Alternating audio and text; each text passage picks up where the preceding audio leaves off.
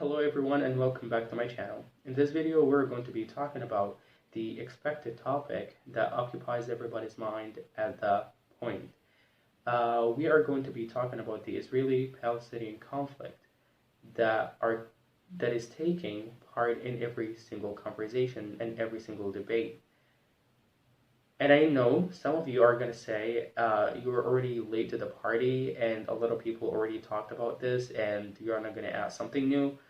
But anyways, I'm going to be talking about it from a different point of view. Instead of making a video to declare my support to Palestinians and to feel so pity for them or show my feelings about the Palestinians, instead we're going to be talking about it from a completely different point of view.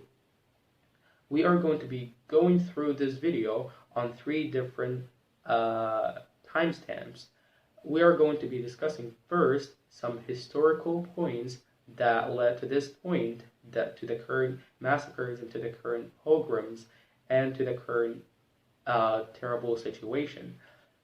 And secondly, we're going to be talking about it from a humanitarian perspective. And lastly, we are going to be wrapping this video up by talking about it from an Islamic perspective.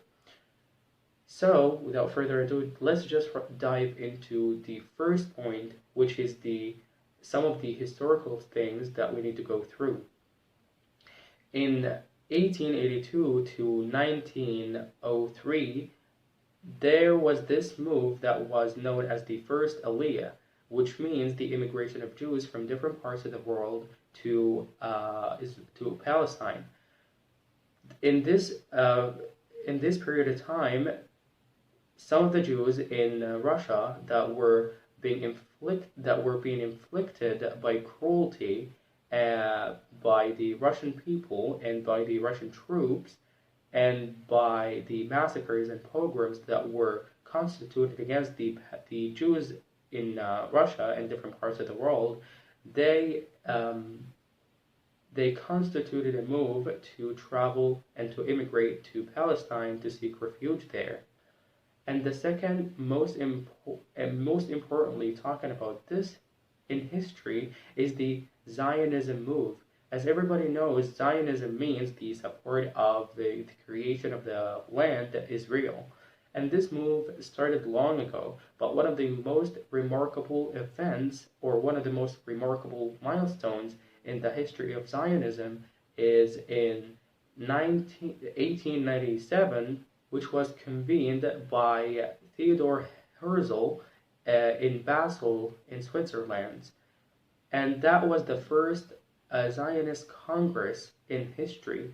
And in this Congress, Herzl was elected as the president of the Zionism move, or the Zionist organization. Moving then to the year of 1917, which also one of the most important milestones in the history of this conflict is the Balfour Declaration. The Balfour Declaration of creating a land to Jews, creating a national land in Palestine to all Jews in the world. And that is one of the most life or game-changing in the history of this conflict. And then moving on to the year of 1919 to 1923, after the World War I, they started right away, Britain started right away in implementing or resolving the Declaration of Balfour, or the Promises of Balfour, so that they created, starting legally immigrating people from parts of the world, all over the world, to Palestine. And from this point, they started the massacres, the pogroms against the Palestinians, because of course, if somebody is invading your house, or if somebody invading your country, you're not going to be nicely greeting them, or you are not going to be pleasedly welcoming them in your land, even though they are inflicting pain and agony upon you, and they're killing your children, they're killing your relatives, they're killing your friends. So you're not going to be pleasedly welcoming them into your house. That is That would be illogical if you do something like this. So from this point to the year of 1948 and to the year of today to 2023, started massacres and pogroms and the infliction of cruelty and violence against the Palestinians. And getting back at the time a little bit, the population of Palestinians there was around 90% of the lands, and they were occupying a big part of the land. After the year of 1923 till today, the population of Palestinians and the Palestinian people started shrinking dramatically till it reached today to almost nothing. Like they are erasing the Palestinian people from the surface of the earth. So that is so cruel and that is so violent. And this act of violence against the Palestinian people is unacceptable. So those are some of the historical points that I wanted to mention. Moving on to the next part, which is the humanitarian perspective.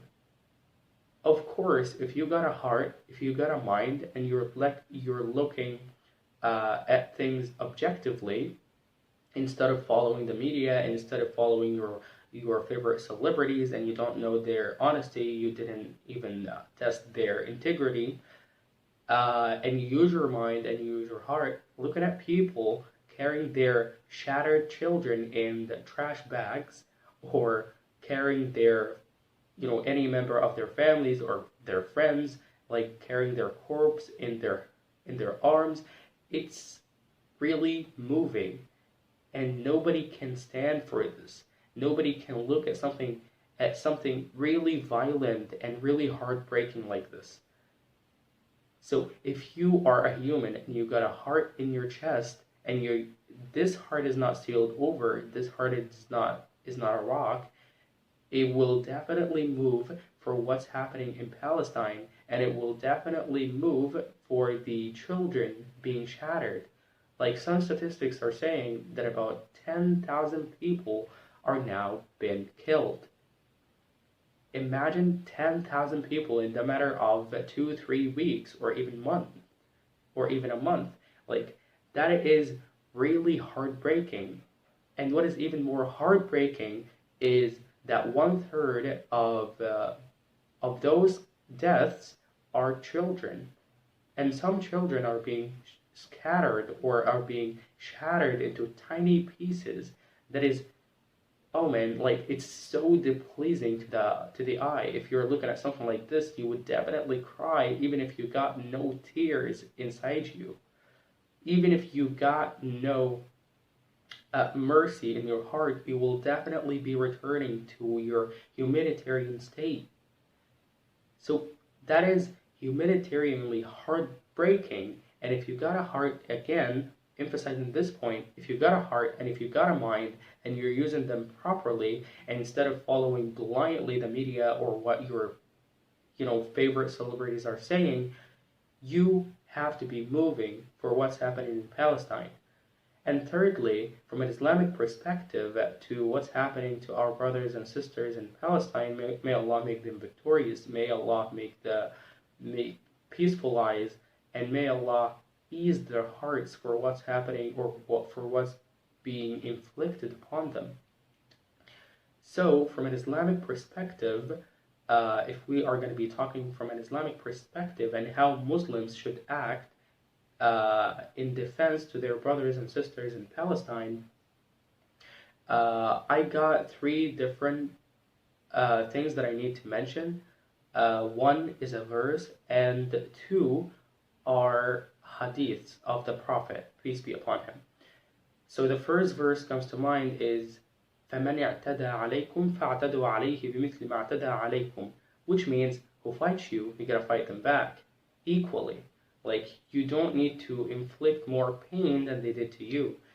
If they fight you, you just fight them back in defense of you. And if they punished you in a severe way, you just punish them back in the same severe way. So that is the first verse. And the second hadith is the when the Prophet, peace be upon him, said, "من لم يهمه أمر المسلمين فليس منهم," which means who neglected the matter of Muslims is not from them. So if you're looking at the current situation and you're just turning back to it, or giving it the cold shoulder, or turning a blind eye, and you're just trying to plug in your ears and trying to neglect the current situation, you're not one of the Muslim community. You're not one of the Islamic community. And the second hadith is المؤمن للمؤمن كالبنيان, which means the Muslim to a Muslim is like one building. If you just remove one building block of that building, the entire building will collapse. So we have to be knitting together like one building. And if we don't do so, we are going to be easily shattered and killed, like what's happening currently in Palestine. And I think that's it for today's episode, or today's video. I really wanted to talk more deeply about this thing, but I got no knowledge or enough knowledge about it. So I'm just going to wrap it up here, and hope you have a beautiful, beautiful rest of the day, or beautiful rest of the night. I don't know. Just have a good time to wrap it up. So thank you, and see you in the next one.